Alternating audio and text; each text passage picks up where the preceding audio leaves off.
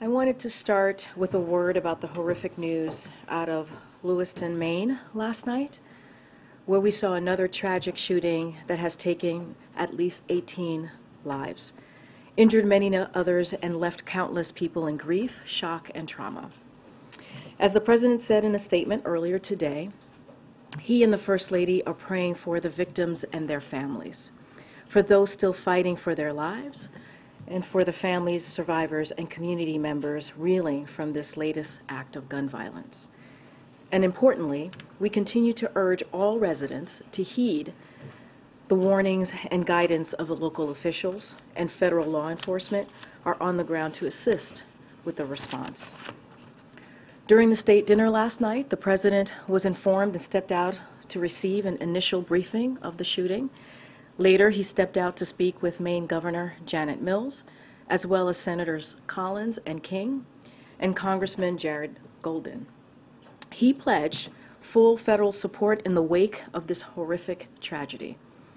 This morning, the President received another briefing on the shooting from senior advisors, and he ordered that the U.S. flag be flown half-staff at the White House and upon all public buildings and grounds out of respect for all the victims as well.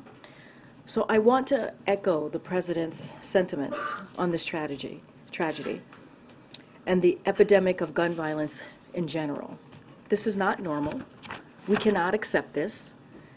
There have been literally hundreds of mass shootings in the last year alone, leaving empty seats at dinner tables across the country, and leaving those who survive these heinous acts both physically and mentally scarred. And while we have made progress since the President signed the bipartisan Safer Communities Act into law, much more must be done. And the President has been clear that executive action alone is just not enough. As the Vice President who oversees the newly established Office of Gun Violence and Prevention stated during today's state luncheon, I know many of you watched very closely as well, and she said, it doesn't have to be this way. As our friends in Australia have demonstrated, again, it does not have to be this way. It's within Congress's power to pass legislation that will make our streets safer, that will make our communities safer, that will make our schools safer. The House has a new speaker who he said he's ready to get to work and to find common ground. Now is the time. Now is the time to find common ground. Let's work together to ban assault weapons and high-capacity magazines.